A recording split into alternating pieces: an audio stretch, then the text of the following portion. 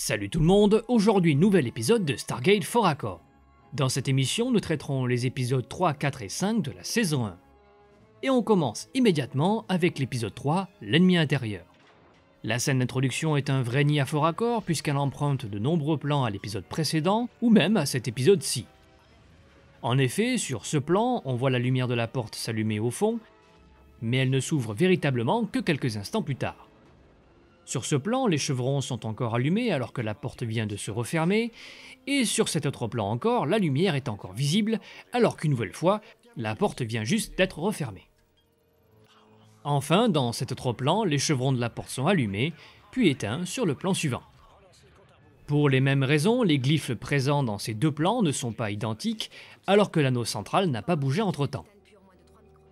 D'autres faux raccords ont lieu dans la scène d'opération, notamment au niveau de l'horloge, qui d'abord, après une ellipse en fondu, affiche 1h19, puis dans le plan suivant, affiche 23 minutes. Ensuite, le compte à rebours semble stagner autour des 23 minutes et 46 secondes, malgré le temps qui passe dans l'épisode. Je doute que j'y sois pour quelque chose.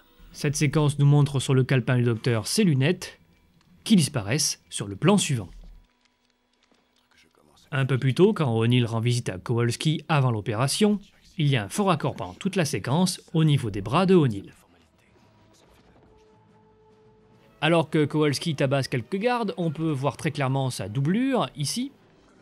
De plus, on peut admirer son pied passé à des kilomètres du visage du garde au sol. On peut aussi jouer au jeu des 7 différences avec ce plan et celui de la scène suivante. On remarque que de nombreux objets n'ont pas la même place. C'est le cas du fusil mitrailleur de ce garde ou de la boîte de mouchoirs qui a disparu.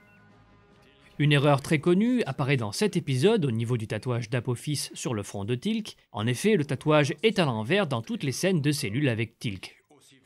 Cette erreur laisse transparaître une certaine réalité de la production d'un épisode puisque les scènes sont généralement tournées dans le désordre et le planning de tournage s'accommode aux lieux et aux acteurs. Dans ce cas, les scènes de la cellule ont été tournées pendant une seule et même journée.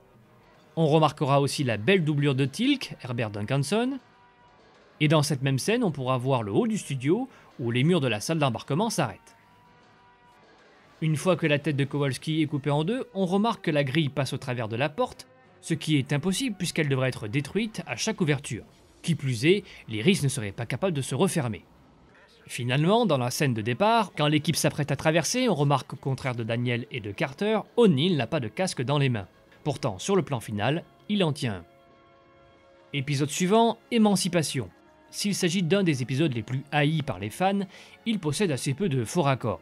Cependant, on remarquera deux fois le reflet de la perche, d'abord dans la visière de Daniel, ici, puis dans celle de Carter, là. Une autre erreur de continuité cette fois survient entre les scènes extérieures et les scènes tournées en studio sous les tentes. L'étoile servant de porte d'entrée ne correspondent jamais entre l'extérieur et l'intérieur. Par exemple ici avec celle de Mughal ou plus tard, là, quand SG-1 rend visite à Carter. Les carrures des hommes de SG-1 dans cette scène ne correspondent pas exactement à celles des acteurs principaux, mais plutôt à leur doublure photographique. C'est une façon d'économiser de l'argent en n'utilisant pas les trois comédiens pour un simple pan de coupe, de nuit, qui plus est. C'est sûrement la scène de combat finale qui nous offre le plus de petits détails. D'abord, on peut remarquer une marque dans le ciel qui ressemble quand même beaucoup à celle laissée par un avion. Dans ce plan, on peut deviner le cadre de la seconde caméra qui couvre l'autre angle. C'est furtif, alors je vous le repasse plus lentement.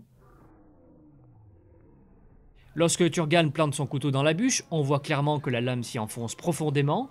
Pourtant, sur les plans suivants, on voit qu'il est simplement posé contre. Et cette même bûche révèle sa véritable nature dans ce plan. Il n'y a pas de doute, c'est du caoutchouc. Épisode suivant, la théorie de Broca. Une fois de plus, le début de l'épisode nous montre des plans réutilisés de l'épisode pilote, comme ici, où on voit le drap au sol qui couvrait la porte.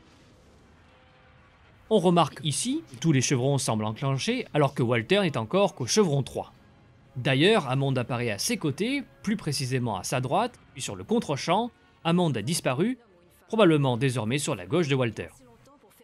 Quand Teal'c joue les gros bras, il place la tête du lieutenant Johnson contre ce dossier en cuir, mais sur le plan suivant, sa tête est placée juste à côté. Un autre faux raccord survient dans cette scène où les mains de O'Neill ne sont pas placées de la même manière sur Daniel. Si sur ce champ on il attrape Daniel avec ses deux mains, sur le contre-champ il ne le fait que de la main droite, ce n'est qu'après qu'il l'attrape par les deux mains. Deux autres détails sont à remarquer dans cette même scène. D'abord, lorsque la télé tombe, elle semble se retourner sur le dos auprès de Daniel dans ce plan, mais sur le plan suivant elle est placée face en l'air comme si elle était collée à la table roulante. Aussi, en augmentant un petit peu l'exposition du plan, on remarquera un diffuseur de lumière, ici, qui doit habituellement servir à diffuser la lumière sur les comédiens. Côté ombre de l'équipe technique, on remarquera celle de la caméra qui réalise le travelling avant dans cette scène sur le taureau de droite. Dans cette autre scène, on voit également l'ombre de la perche changer de comédien dans le fond sur le mur. Je vous la repasse. En parlant d'ombre, on pourra remarquer celle qui est très appuyée sur la forêt des Atteints dans cette scène. Il semble littéralement sortir d'une pénombre extrême, pénombre qui disparaît complètement dans les plans suivants. En fait, l'assombrissement a été réalisé en post-production et devait coûter trop cher pour le réaliser sur les autres plans. Voilà, c'est tout pour aujourd'hui. On se dit à la prochaine pour un nouvel épisode de Stargate Fort Accord.